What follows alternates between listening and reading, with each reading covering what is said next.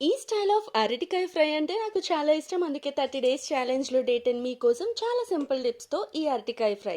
So, దీనికి మనకు కావాల్సింది ఉడికించి ఇలా స్లైసెస్‌గా కట్ చేసుకున్న అరటికాయ ముక్కల్లో ఉప్పు, పసుపు, కారం మీ టేస్ట్‌కి తగ్గట్టుగా యాడ్ చేసుకొని, కాస్త జింజర్ గార్లిక్ పేస్ట్‌ని కూడా యాడ్ చేసి, ఇలా మనం మ్యాష్ చేస్తూ దాన్ని మిక్స్ చేసి పెట్టుకోవాలి.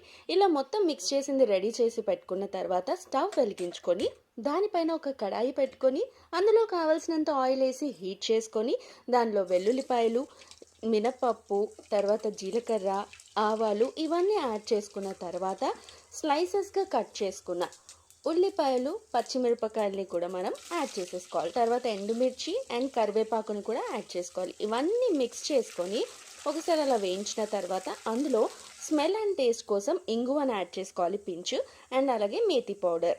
ఇవి అన్నీ యాడ్ చేసుకున్నాక మళ్ళీ ఒకసారి మిక్స్ చేసుకోవాలి. సో అన్ని పోపులకి ప్రాపర్గా పట్టేస్తుంది అనమాట.